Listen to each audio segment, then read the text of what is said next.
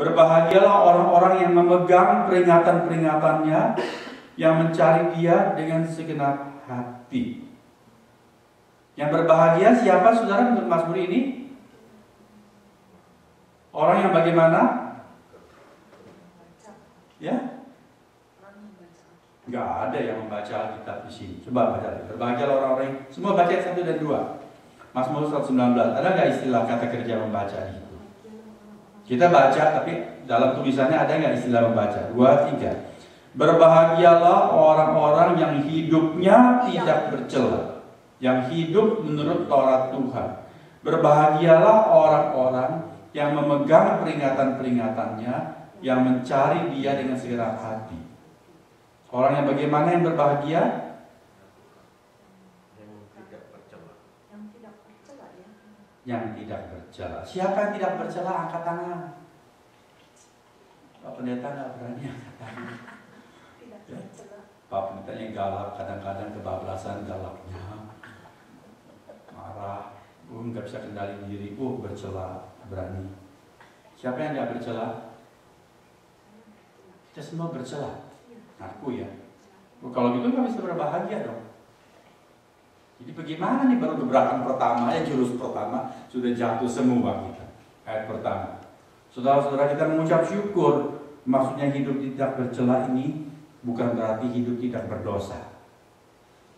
Hidup tidak bercela itu bukan berarti hidup tidak bersalah, tidak pernah lakukan kekeliruan, sempurna. No. Sebab Tuhan sendiri mengatakan tidak ada seorang pun di dunia ini yang baik sempurna. Allah sendiri berkata melalui Rasul Paulus dalam surat Roma dan juga dalam Perjanjian Lama, Allah melihat dari sorga ke dalam dunia, tidak ada seorang pun yang benar. Karena kita semua udah kena polusi dosa, gak ada yang sempurna, gak ada yang bersih total, ada celahnya, ada spotnya, yaitu dosa itu. Andaikan kita nggak berbuat dosa sama sekali pun tetap bercela, karena dosa turunan, dosa asal yang sudah melengket kita bawa, kita masuk dalam dunia ini. Jadi kita semua bercela. Jadi maksudnya apa tuh orang yang hidup tidak bercela? Perhatikan, di dalam puisi Yahudi itu sering pakai cara yang disebut paralelisme. Ya, satu bagian di atas, apa artinya? Dijelaskan oleh bagian di bawah. Berbahagialah orang yang hidupnya tidak bercela, yang hidup menurut Taurat Tuhan. Jadi berarti orang yang mau menurut Taurat Tuhan, ya, itu hidup tidak bercela. Yang kedua, berbahagialah orang yang memegang peringatan-peringatannya. Garis bawah yang berikut, yang mencari Dia dengan segenap hati. Ini rahasia langkah yang kedua. Sesudah membaca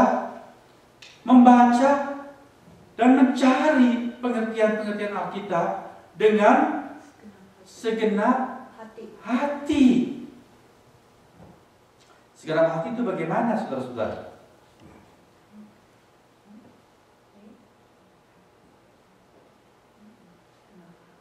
Saudara ada hobi baca buku nggak?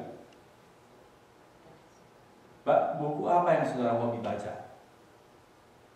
Ada orang suka baca buku detektif, ya. Ada yang suka baca buku apa? Silat, cerita silat. Setiap orang punya selera buku apa yang dia suka. Ada orang segala macam buku, syukur, hebat sekali. Semua buku dia baca, itu kutu buku namanya. Ya. Katakan saudara suka baca buku cerita silat, waktu baca, lalu TV nyala, soalnya asik di cerita silat ini. Saudara nengok ke TV nggak? Enggak. Iya. Itu Karisa itu gila baca. Ya. Kalau sudah baca buku itu, nggak bangun-bangun, dia kepingin satu jilid selesai habis dalam hari itu juga. Kalau mamanya itu bilang, sudah cukup Sasa, matanya sudah udah capek, istirahat. May I read this page only, Mama? Lalu saya lihat dia mengukur. Mamanya di kamar ngomong, dia di meja. Dia bilang, ukur dengan tangannya yang kecil itu cuma setanganku lagi loh, habis segini sejengkal. Ya. Dia suka. Dan kalau dia lagi baca buku, saudara, kita panggil namanya pun seringkali nggak dengar. Ya. TV dinyalakan, dia nggak nengok. Baca.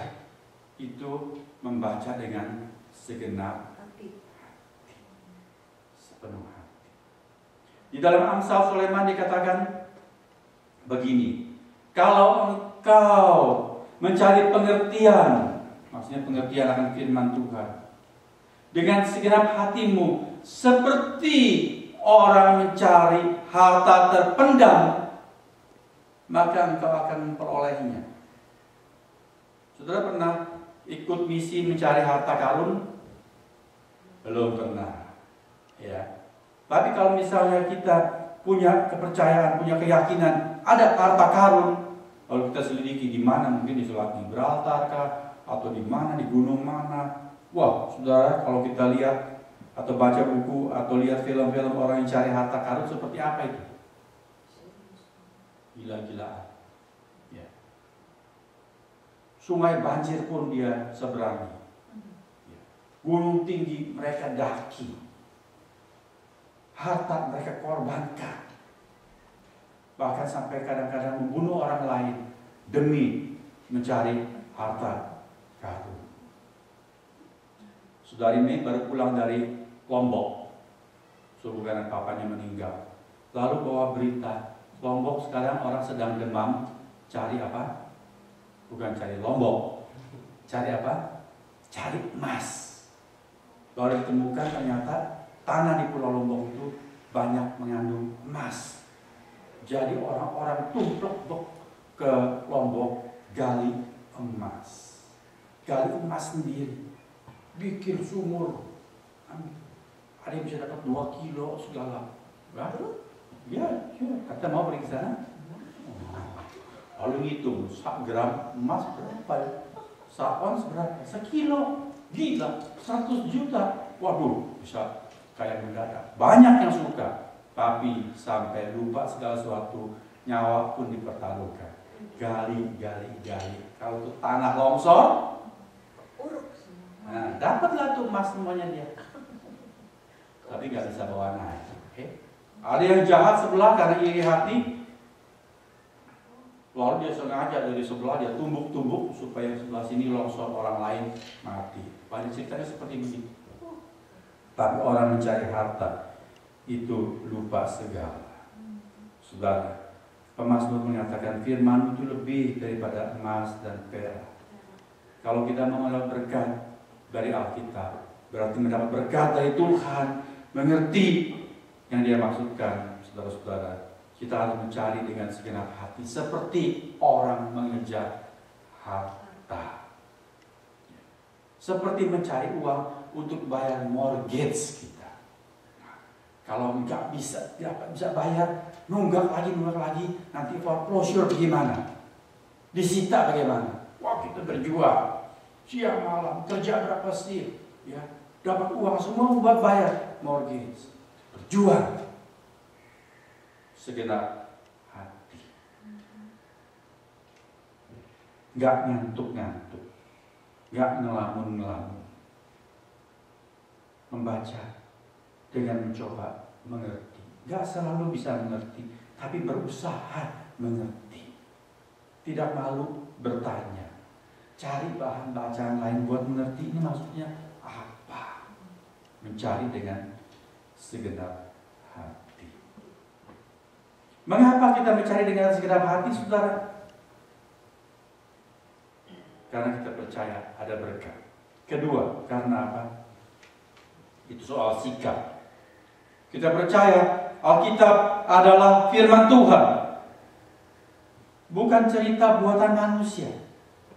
Maka kita datang dengan segenap hati. Artinya dengan apa? Dengan sikap yang hormat.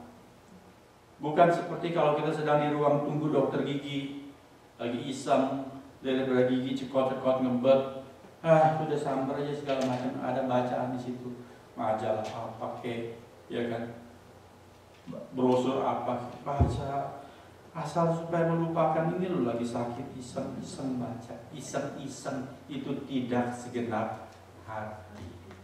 Harus dengan sikap yang khusus, waktu yang khusus, minat yang khusus. Sikap khusus bukan maksud saya bersila atau berlutut, tetapi serius. Oke. Saudara harus tahu waktu yang tersegar untuk saudara itu kapan. Orang tanya, Pak Pendeta, baca Alkitab itu terbaik pagi atau malam? Bisa pagi, bisa malam. Pemazmur berkata, aku bangun pagi-pagi sebelum matahari terbit untuk membaca firman-Mu. Tapi jauh malam juga, ketika orang lain sudah tidur aku membaca firman-Mu. Bisa pagi, bisa malam. Bisa dua-dua, pagi dan malam. Asal